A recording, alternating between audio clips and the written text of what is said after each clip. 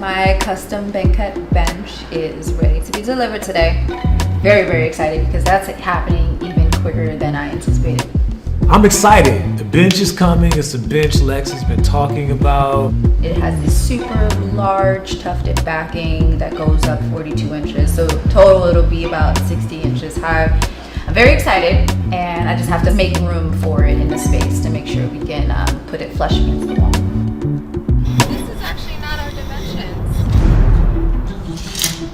This isn't right. Oh God, that's awful. Hi, Armando, this is Lex. Yes, Hi.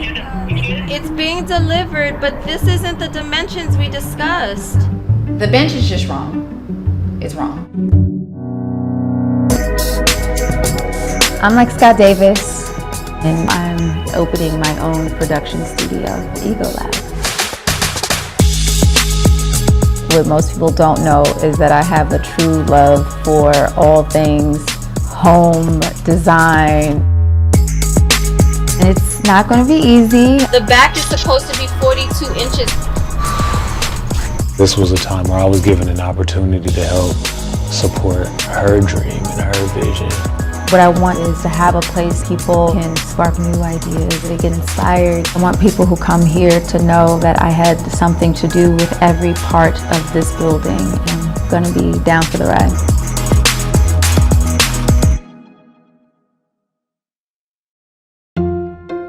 We put it in, and I look over at Lex, and she's just like, her face, she just turns pale, and it's just, this is wrong. No, this is wrong. This is wrong. And it looks like saddle leather to me. The back is like 2 feet short. It's a big gap, exposed, not done. And Lex is on the phone with the guy. I'm looking at our conversation too. My intention was to have the back at 42 inches high. You sent me extra tall back chairs. That's what we were on the phone discussing. So we just had a miscommunication, and that's fine. But now I want to know, how do we fix it? And how can we... I don't know how it got lost in translation of what I wanted, but it's so short. And now I'm trying to figure out how to fix it. And I already have a deposit with you. So how do...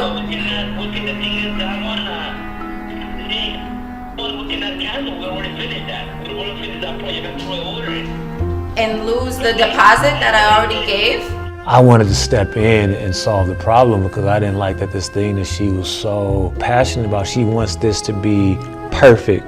But, you know, I didn't have to. Although she's kind and patient, she also exhibited that will and the communication skills and everything to get to a solution. I'm okay with paying extra because that is a different dimension, that's more material, I understand that. But since I already gave a deposit, can we apply that same deposit to whatever balance would be for the... Yeah, because what I have to do, we have to extend the back high. Yes. We cannot use the fabric on the back, we have to get a new only fabric. Now I'm frustrated that it might add to our timeline. I thought we were ahead of schedule, and now I feel like we're going to be behind schedule even more. All right, keep me posted. I'll let these ladies get it back on their truck, and hopefully we can get it resolved. It's just wrong, and I paid a pretty penny for it, so I need it to be right. Great, thank you so much. And then send me the balance too, so I can understand what the new payment is. All right, bye. All right, let's put this back. I'm mad right now. I think this is probably the first time that I've gotten mad throughout this entire process, which sucks. Hopefully this will be the first, only, and last time I get mad about anything.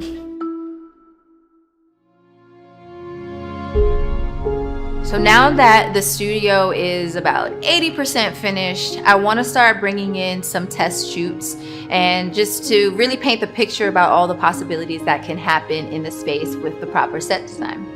It just so happened that my friend Lala is in town from New York. She called me, she happens to be available, and so I invited her to be our model for the day. Mo is going to photograph her, and we have this beautiful idea, a few ideas for Lala, so I'm excited about shooting that.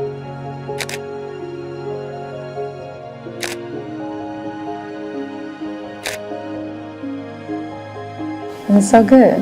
It's not a bad start.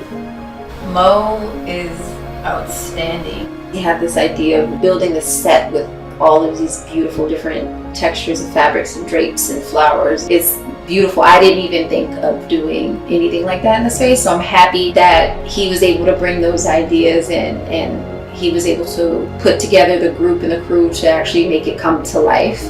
Sharon did an amazing job at building the set for him. It's even more beautiful in person than what he was describing.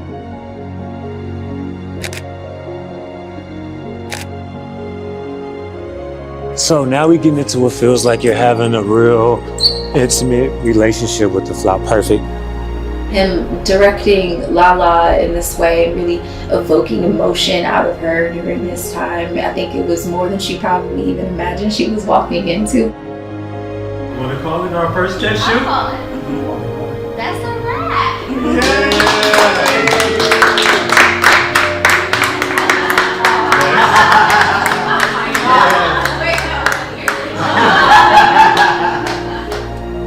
I'm happy that she was able to experience it, and I'm happy that the crew was also able to experience it too.